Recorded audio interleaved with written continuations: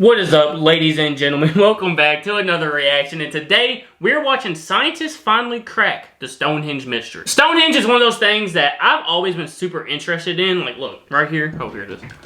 Right here on my desk, I have a mini replica of said Stonehenge that somebody sent me. Shout out to you. I love this thing. This is like my favorite thing ever. But you know, I love Stonehenge, and I've always wanted to learn more about it because, like I said, I'm interested in it, but I know nothing about it. All I know is, like, it's some rocks. That's it. It's some rocks, and it's like one of the world's biggest mysteries. So I figured we watch this. We haven't done a reaction to it, so I figured we watch this and maybe learn a thing or two. Because y'all know, we are here to learn. So we're about to get into it. If you're new to the channel, hit that subscribe button. We're trying to hit 100K. Once we do, get a UK themed tattoo. Drop a like if you want to see more Stonehenge reactions. I just dropped the tour of my dream truck down on my second channel, so if you want to go check that out, hit that link in the description. It'll take you straight to it. But other than that, let's get into it. Few places in the world elicit the mystery and wonder that Stonehenge does. For hundreds of years, archaeologists and historians have puzzled over the ancient ruins, trying to piece together the truth behind its origin. At last, though, modern science has caught up with the ancient mystery, and we finally have a pretty good idea as to who created this wonder of the ancient world. For anyone living under a aliens. Come on, aliens. Very large rock for the last 500 years and doesn't know, Stonehenge is an ancient site in the UK made up of pillars of rock laid out in a circle. The remains showed that the entire site was once ringed with massive stone columns, which were themselves topped with slabs of stone that completely encircled the monument. Inside, scientists I did not know that, bro. I thought it was just this. Like, I thought it was just that. I didn't know it had a whole ass circle around it. Yo, what was it used for? It was once a smaller circle of stones, of which only a few pillars remain, also topped by a massive stone slab. While the site is relatively simple in its construction and certainly pales in comparison with wonders such as the pyramids of Egypt, what is impressive is that Stonehenge is estimated to have been built over 5,000 years ago, when humans were thought to have been largely using nothing more than simple bone and antler tools. The Neolithic monument is also thought to can you imagine using antlers as tools, bro? No, that's crazy. 1,500 years to complete, with construction being taken up by various groups of people who continually added to the original site. The first stage was a massive circular ditch. They understood the assignment. Bank dug on the Salisbury Plain by Neolithic Britons using deer antlers for tools. They also included deep pits inside of that circular construction, now known as the Aubrey Holes after John Aubrey, the 17th century antiquarian who discovered them. It's believed that the holes once held up a ring of timber posts standing upright, creating a circle of timber within the larger circular ditch. This site remained standing until a few hundred years later when more builders arrived and decided to remodel. Rather than use the timbers for their construction, they hauled 80 bluestones, of which those dudes were buff as hell. 43 remained standing, and laid them out in either a horseshoe or circular formation around the site. Lastly, during the third and final phase of construction, which took place around 2000 BC, sandstone slabs were arranged into a ring formation around the entire site, with some being assembled into the iconic three-piece structures called trilithons. A few trilithons remain standing inside the formation today, and it's these structures that have become a visual representation of Stonehenge for millions of people around the world today. Work would continue for the next 400 years, with the large stones being repositioned as new people modified the original site. Hey, bro. Hey, there's one thing you can't take away from these people is their damn dedication. These people were dedicated, bro. Oh my gosh. It didn't matter who it was. They were like, you know what? We're going to finish that. We're going to do that, bro. What's particularly impressive about Stonehenge is that the majority of the construction took place well before the invention of the wheel. That means that the sandstone blocks weighing over 40 tons had to be transported from up to 25 miles away, while the smaller bluestones, which weighed up to 4 tons each, were originally sourced from over 200 miles away. How in the world did Neolithic builders get these giant stones into position without even the use of the wheel? So you're telling me they moved these big-ass rocks using deer antlers and not the wheel? This was before the wheel, bro. No, there's no way. How would you do that? No, the wheel is like the most important thing ever. That's crazy that they were moving these big-ass rocks without the wheel. Hundreds of miles away. They said like 200 miles away, bro.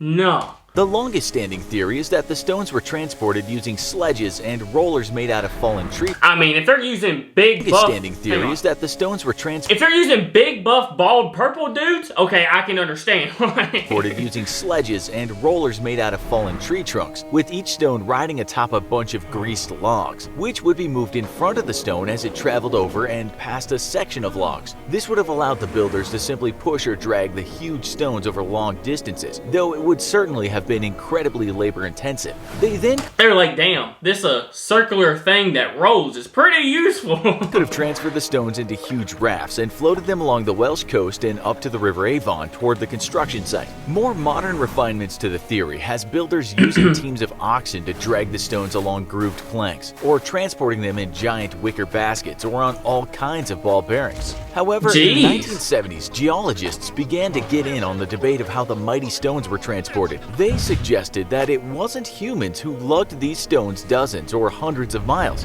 Aliens, bro. I'm telling you, I'm just saying. but rather that it was ancient glaciers. Well known to uplift rocks and transport them hundreds of miles, these glacial erratics, as they're known, pop up all over the world and are remnants of the last ice age. They proposed that perhaps glaciers had deposited a large number of raw stones required to build Stonehenge, though the theory isn't particularly popular amongst mainstream geologists. Never mind how it was built though, who were the people that actually built Stonehenge? Back when mythology was considered history, it was believed that Stonehenge was the handiwork of King Arthur's friend and confidant, the wizard Merlin. Sometime in the mid-5th century, hundreds of British nobles were killed by Saxon barbarians and then buried on the Salisbury Plain, which was at the time made out of stakes. And in order to honor the fallen men, King Aureolus Ambrosius, the uncle of King Arthur, ordered... Excuse me.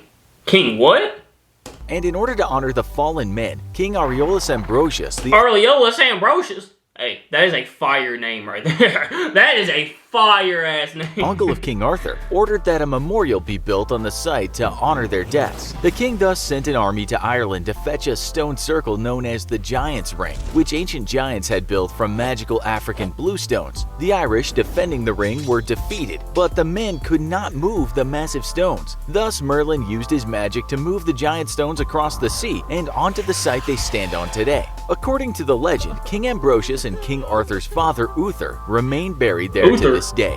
When people started believing in myths less and science more, to the Saxons, the Danes, the Romans, the Greeks, and even the Egyptians. Eventually, in the 17th century, archaeologist John Aubrey claimed that the monument was the work of Celtic high priests known as Druids, and the theory largely stuck for hundreds of years. Even today, many individuals who identify as modern Druids gather at the site to hold rituals, yet those look like wizards to me. sadly for them, modern science has at last determined that it was definitely not the Druids who built Stonehenge. Stonehenge, it turns out, has an origin as complicated as its construction, and after the careful observation of dating bones and tools and other artifacts discovered on the site, archaeologists now believe that there was actually no one people who are responsible for building Stonehenge, but that rather the monument was a community project of sorts, with various groups of people working on it at different times. First, I feel like it was just a bunch of groups of like guys that was just like bored, and they're like, hey, see that big ass rock over there?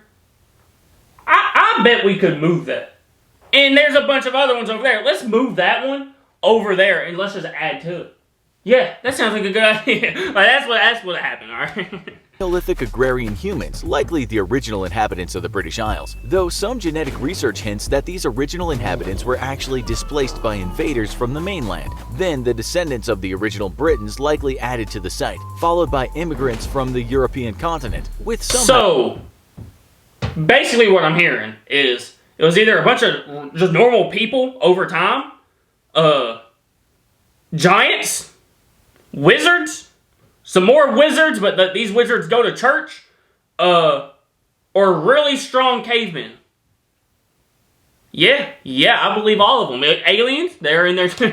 hypothesized to have come from as far as modern-day Turkey. Stonehenge, it turns out, has no one source, but rather is a hodgepodge of different cultures who likely all appropriated it to suit their own needs. We might never know why it was originally built, but it's clear that as new groups of people came across the site, they were quick to modify or add to the construction in order to suit their own needs. The site is thought to have served purposes related to astronomy, calendar keeping, religious ceremonies, and even as a royal monument, with its function throughout the years as varied as its original builders. While today it serves as a tourist destination destination for people who come from all over the world to marvel at the ingenuity of our ancestors. This is, of course, the official story, and other sources claim that Stonehenge is, you guessed it, alien in origin. Some believe that I've been saying it, bro. I've been saying it. Stonehenge is part of a global navigation network used by alien ships, with sites that include the pyramids and the Nazca Lines in South America. Apparently, ancient aliens needed visual signals by which to navigate the spacecraft that they traversed the galaxy with because they never quite developed GPS technology. A very curious technological misstep. Yet others... So you're telling me these aliens built ships to travel throughout space into different planets? They can get from Mars to Jupiter, no problem. But they can't come up with a GPS to get them from their house to McDonald's?